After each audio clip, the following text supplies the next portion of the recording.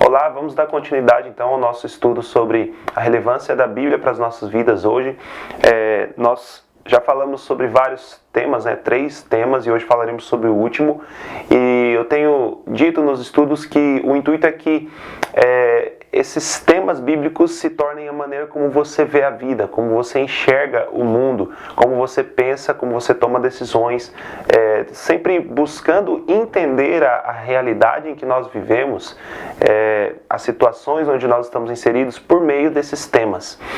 Então hoje nós falaremos sobre consumação, tá? E o intuito é que esses temas não sejam apenas um entendimento intelectual para você, mas que desça para o fundamento da sua vida. Esse é o intuito. Eu quero que você abra em Apocalipse 22, 21, 27 e depois 22, 3. E nós leremos esses 2 versos para que a gente introduza aqui a ideia do que nós estamos falando sobre consumação. Tá? Apocalipse 21, versículo 27 diz: Nela nunca jamais penetrará coisa alguma contaminada, nem o que pratica abominação e mentira, mas somente os inscritos no livro da vida do Cordeiro. Versículo 3 do capítulo 22. Nunca mais haverá qualquer maldição. Nela estará o trono de Deus e do Cordeiro. Os seus servos o servirão, contemplarão a sua face e na sua fronte está o nome deles. Esses 2 versos são maravilhosos porque nos falam a respeito da consumação, nos falam a respeito de um momento no qual nós desfrutaremos de uma plenitude com o nosso Deus. E o que eu quero trazer para nós aqui nesses 2 versos especificamente é o fato de que eles nos dizem que nunca mais haverá qualquer maldição nesse novo céu e nova terra que o nosso Deus irá estabelecer e onde nós reinaremos com Ele. E nesse novo céu e nova terra jamais penetrará pecado, jamais penetrará as dores do pecado que nós sofremos hoje, a maldição do pecado que nós vivemos hoje. É uma promessa que nós temos, uma certeza que nós temos de que nós nunca mais teremos que passar pela realidade que nós vivemos hoje. No entanto, nós sabemos que a realidade que vivemos hoje ela ainda é sofrida, ela ainda tem as suas dores, ela ainda tem os seus sofrimentos. A realidade que nós vivemos ainda é uma realidade onde nós ainda precisamos constantemente lidar com o problema do pecado, o problema não só do nosso próprio pecado, mas o problema do pecado no mundo. E a verdade é que o mundo está quebrado. Mas notem, o que eu quero abordar então sobre consumação não é tanto sobre a consumação em si, mas sim sobre como ter uma perspectiva da consumação, como ter uma perspectiva daquilo que ainda há de vir, deve nos mover hoje, deve mudar como nós vivemos hoje. E vamos então para Romanos capítulo 8, e há alguns versos ali no capítulo 8 que eu gostaria de compartilhar para falarmos desse tema. Romanos 8 então, a partir do versículo 17, nos diz o seguinte: Ora, se somos filhos, somos também herdeiros, herdeiros de Deus e co-herdeiros com Cristo. Se com Ele sofremos, também com Ele seremos glorificados.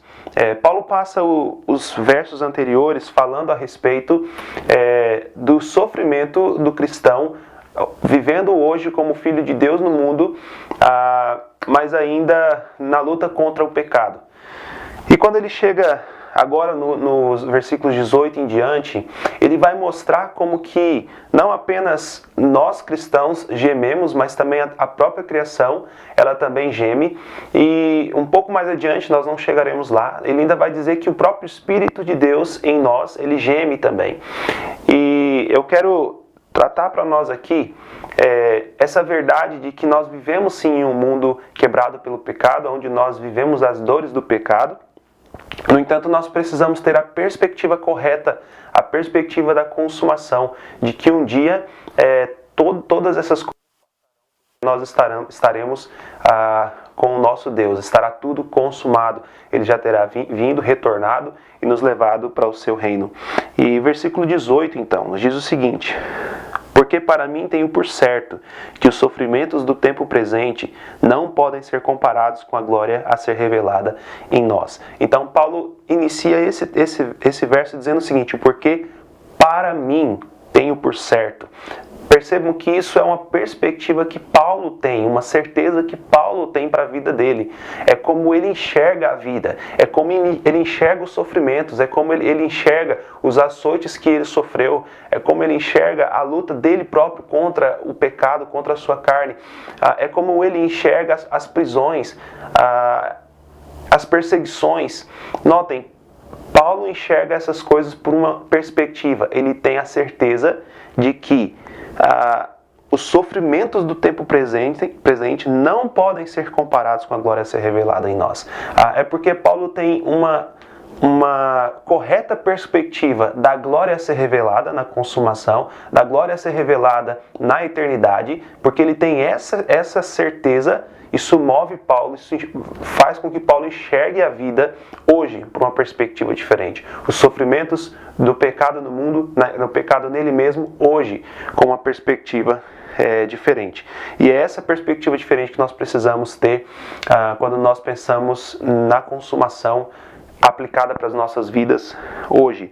E notem que Paulo fala sobre uma glória a ser revelada em nós. E isso aqui é o ponto central do que Paulo está nos falando aqui sobre a consumação e sobre essa expectativa que ele tem. É uma glória que será revelada em nós, como ele nos diz. Nós quem? Nós, aqueles que somos herdeiros de Deus e cordeiros com Cristo, que ele falou no versículo 17, né? Se somos filhos, somos também herdeiros e herdeiros de Deus e cordeiros com Cristo. Perceberam? Então, ele está nos falando sobre algo que será revelado em nós, que é uma herança que nós temos por sermos filhos de Deus, certo? E é essa expectativa que nós precisamos ter viva nos nossos corações para nos mover no nosso dia hoje. Versículo 19, então. A ardente expectativa da criação aguarda a revelação dos filhos de Deus, pois a criação está sujeita à vaidade, não voluntariamente, mas por causa daquele que a sujeitou, na esperança de que a própria criação será redimida do cativeiro da corrupção para a liberdade da glória dos filhos de Deus, porque sabemos que toda a criação a um só tempo geme e suporta angústias até agora. Então percebam que toda a criação ela está no cativeiro da corrupção, como nós já tratamos sobre isso tanto na queda quanto na redenção. E agora na consumação nós podemos identificar aqui que é na consumação aonde a criação ela será realmente redimida do cativeiro da corrupção.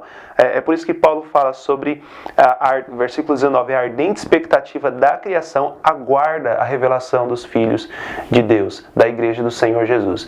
Então, quando a igreja de Cristo Jesus for revelada, e ele está falando aqui do futuro, está falando da eternidade, da glória, quando isso acontecer, Deus também redimirá, libertará a toda a criação do cativeiro da corrupção, do pecado. Por isso que ela tem uma ardente expectativa. A criação tem uma ardente expectativa com a revelação dos filhos de Deus, porque ela também deixará de gemer as angústias, de suportar as dores do pecado. Então a criação será redimida na consumação, na revelação dos filhos de Deus. Versículo 23. E não somente ela, mas também nós, que temos as primícias do Espírito, igualmente gememos em nosso íntimo, aguardando a adoção de filhos, a redenção do nosso corpo. Porque na esperança fomos salvos. Ora, esperança que se vê não é esperança, pois o que alguém vê como espera. Mas se esperamos o que não vemos, com paciência o aguardamos. Notem o que Paulo nos mostra aqui, que nós igualmente gememos, da mesma maneira que a criação geme por causa do pecado e aguarda a manifestação dos filhos de Deus, a revelação dos filhos de Deus. Da mesma forma, nós também gememos no nosso íntimo. Por quê? Porque nós estamos também aguardando. Nós também estamos aguardando. E aí notem, no versículo 17, Paulo disse que nós já somos filhos. E por sermos filhos, somos herdeiros e co-herdeiros com Cristo. Mas no versículo 23, ele diz que nós estamos aguardando a adoção de filhos, a redenção do nosso corpo. É porque quando nós falamos da consumação, quando nós falamos até da redenção, nós temos um aspecto aí que a gente gosta de dizer aí na teologia, de o já e o ainda não. Ou seja, nós já somos redimidos, mas ainda não somos redimidos, porque isso ainda será consumado. E é disso que nós estamos falando aqui, de uma consumação, aonde nós então receberemos, né, a adoção de filhos, a redenção do nosso corpo.